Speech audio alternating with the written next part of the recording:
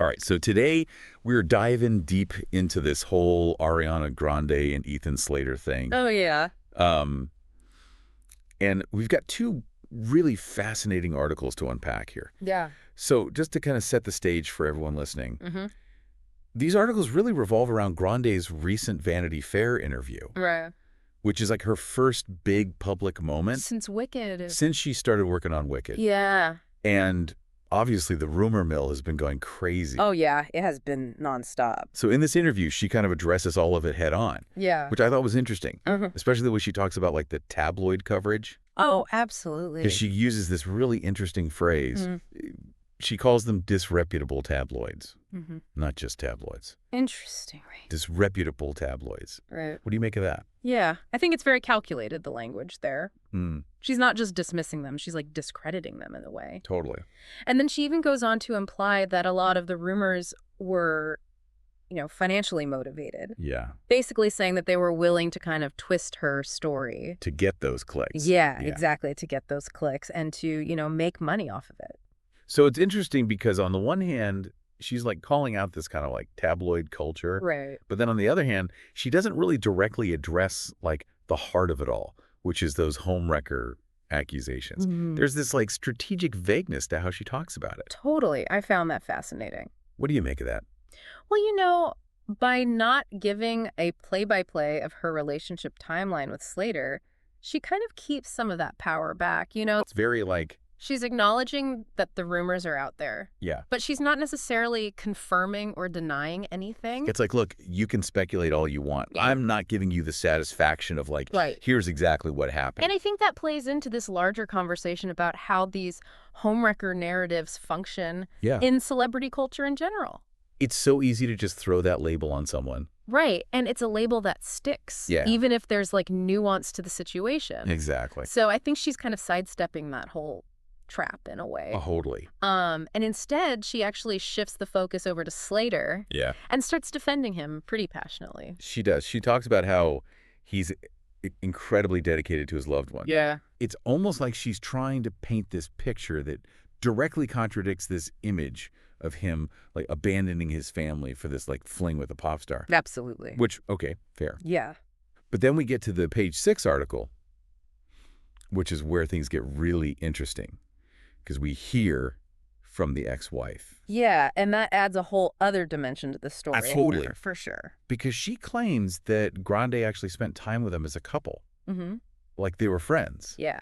Which, again, really complicates the narrative Totally. that Grande is presenting. It's not just about a relationship ending. It's like right. there might have been some like overlapping. Exactly. And it brings in this whole other element of like trust and friendship Yeah. within the context of their relationship. And then there's that very loaded comment that the ex-wife makes. Yeah. When she says that Grande is not a girl's girl, Yeah. like, ouch. Right. That is brutal. I mean, that speaks volumes, right? Mhm. About like the emotional undercurrent of all of this. Totally. Suggests like a real sense of betrayal Yeah? that goes beyond just, romantic partners. Right. And speaks to like this breakdown of friendship. Yeah. And it also brings to mind this whole idea of collateral damage, Yeah. which is something that the ex-wife also mentions. Right.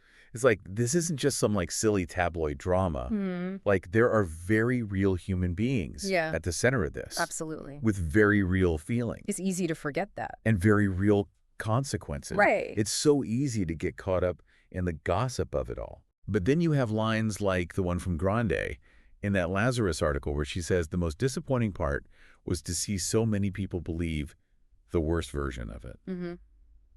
And it just makes you wonder, like, how much of this is about public perception versus like actual reality? Right. And especially for celebrities. Especially for celebrities. They're constantly battling to control their own narrative in this, like, Totally. that just wants to dissect their every move. And the court of public opinion is swift and unforgiving. It really is. And it's not even like this is Grande's first experience with this. Right. Like that Holmes article talks about how she's been dealing with these kinds of tabloid rumors since her Nickelodeon days. Since she was a kid. Since she was a kid. Yeah. It's like a pattern that's followed her throughout her entire career. Totally. Hmm. Which is why I think that quote from her about being like deeply good and not letting the tabloids ruin her life Yeah. is so powerful because it really speaks to her resilience. It's like she's learned to navigate this world She has. and maybe even become stronger because of it. And I think that's a really important takeaway from all of this. Yeah. You know, it's like we see this woman who's been in the public eye for years, subjected to all this scrutiny and judgment, Yeah. and yet she's emerging from it with this really strong sense of self. Yeah. And I think that's something we can all kind of learn from. It is kind of inspiring when you think about it that way. It is. Because it's like she's saying, you know what? I'm not playing your game anymore. Yeah. I'm going to define myself on my own terms. And by doing so, she's challenging us, the audience, to also think critically about the stories that we're consuming. 100%. Because this is just one example of how narratives get shaped and reshaped in the public eye. Yeah, and we have these two articles, right? Reporting on basically the same events, but offering such wildly different perspectives on them. Yeah. And it just goes to show you how much power lies in, like, whose story gets told and how it gets told. Right, and it's all about the way information is presented. Exactly. That timing of certain revelations, whose voices are amplified and whose are left out of the conversation. Yeah, all of that plays into how we perceive these situations. Absolutely. Which I think brings us back to this whole idea of controlling your own narrative, which is something that, like, yeah, celebrities deal with, but it's not just a celebrity thing. Not at all. Like, we all have stories. Exactly. And especially in today's world with social media and this, like, 24/7 news cycle. It's so easy for those stories to get manipulated. So easily. And taken out of context. And how often do you see a headline or, like, a social media post and you're just like, every day. This is not the full story. Right. Like, this is not giving me all of the information. Exactly. So the question is, how do we become more discerning consumers of information? Yeah. How do we sift through all that noise? That's the question. And get to something that even resembles the truth? Right. It's like we need to develop this healthy sense of skepticism. Totally. Like, don't just accept everything you read as gospel. Question your sources. Yes. Look for conflicting viewpoints. Absolutely. Remember, there are always multiple sides to every story. Yeah, and sometimes the most important story is the one that we tell ourselves about ourselves. Yeah. The one that's not dictated by headlines or by rumors or by whatever. Exactly. But by our own values and experiences. Beautifully said. And I think that's a really important thing to keep in mind. It is. As we kind of wade through all of this. Because at the end of the day, you can't control how other people perceive you. Right. But you can control how you perceive yourself. That's what matters. And I think that's really what it comes down to. Absolutely.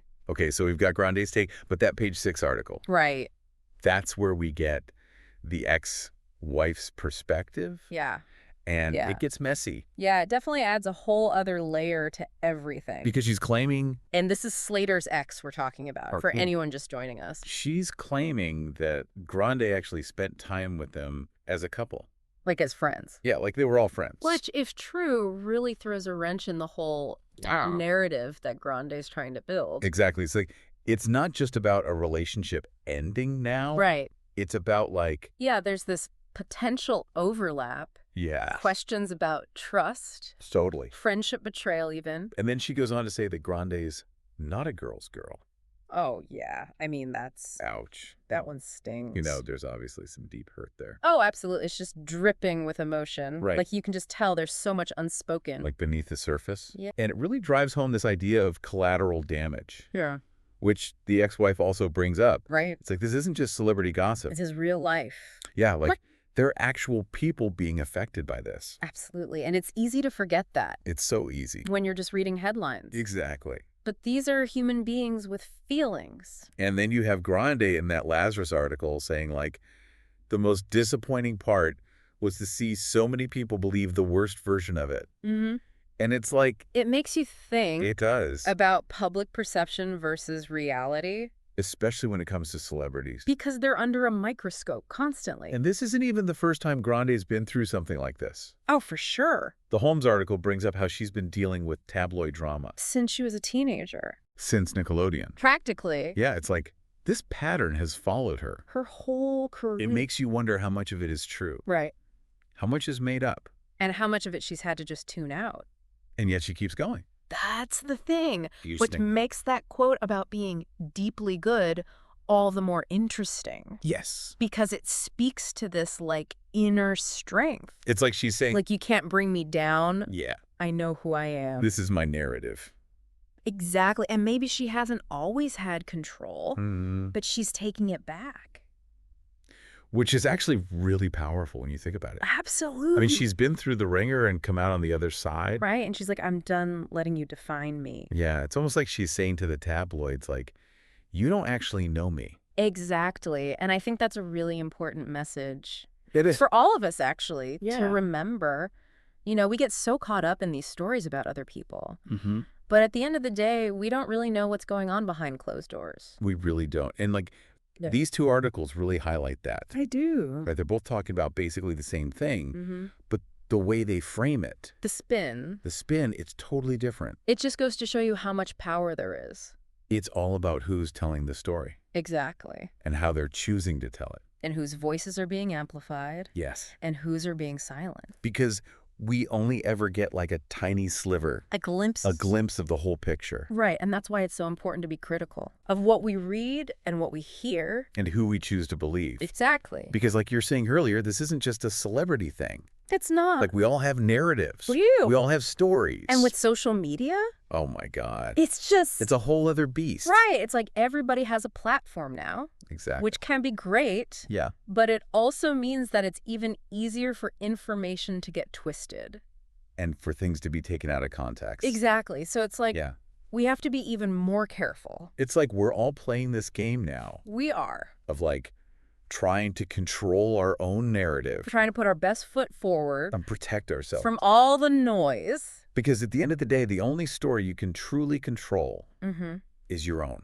Right. The one you tell yourself. And that's a really powerful thing It is. if you think about it. Absolutely. So yeah, I mean, I think the big takeaway here Yeah. is just be mindful Be mindful. Be critical of what you're consuming. of the information you're taking in. And don't be afraid to question things. Yes. And form your own opinion. Absolutely. And remember, there's always more to this story There's always more to the story than meets the eye. than meets the eye, all right, on that note. Well said. I think we've reached the end of our deep dive I think so. into this whole Ariana Grande and Ethan Slater situation. As always, fascinating stuff. Fascinating stuff.